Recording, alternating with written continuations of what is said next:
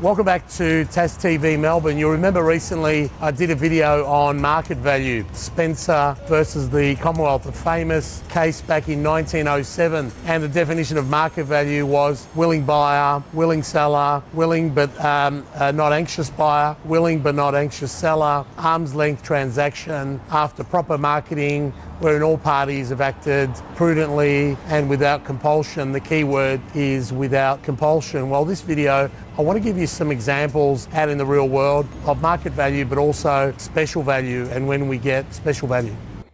Recently, I did a video, Spencer versus the Commonwealth, where we explained the definition of market value, and we also spoke about special value. And this is a really good example. This particular property went to auction 2 weeks ago, and it got passed in, no bidders at all. And post the auction, it went up for private sale at $1.368 million. I was actually interested. I put an offer in below that. Subsequently, went to a boardroom auction post this private sale, and it ended up selling for $1.392 million. And I'll explain why.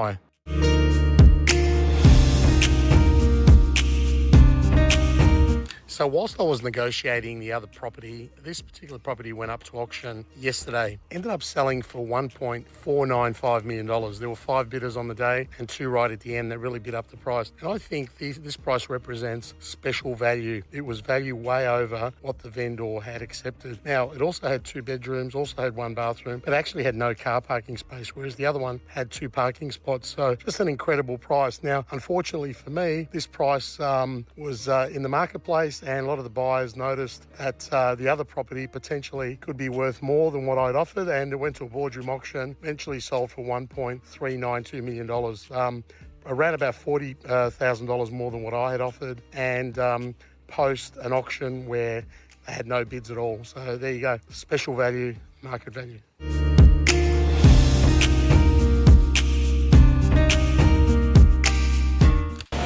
So let me summarize what you just saw there. What happened was I was looking at a property that went to auction. It got passed in, and it was the quoting range was $1.3 to $1.4 million. It was a 2-bedroom, 1-bathroom home with 2 parking spots in the rear. There was a right of way. I really liked the property, but it was one of my shortlisted properties, but it wasn't at the top of my list. But what happened was another property fell through, and this became really important. So I decided after the auction, it went to private sale at $1.368 million, and I decided to put in an offer below that, and I was getting very, very close to buying this property. However, on Saturday, there was another property, the one that you saw, it went to auction. It was also a 2-bedroom, 1-bathroom home, but it had no car parking space to the rear, but it had a really beautiful garden. That one there sold for $1.495 million.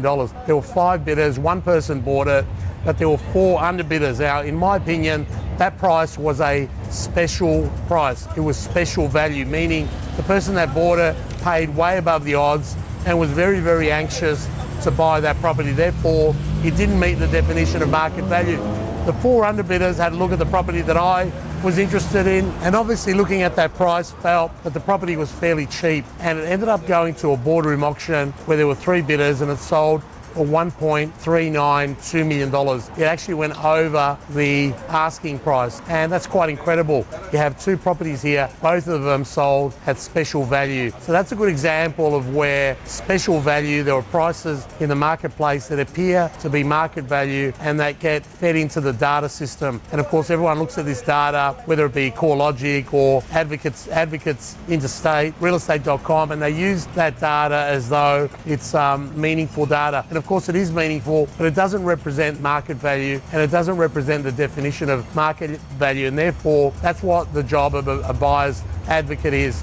The advocate needs to not only be able to identify the right asset that fits the customer criteria, but they need to be able to decide for the market and understand the difference between market value and special value. Here are 2 examples of special value in both instances. I hope that makes sense.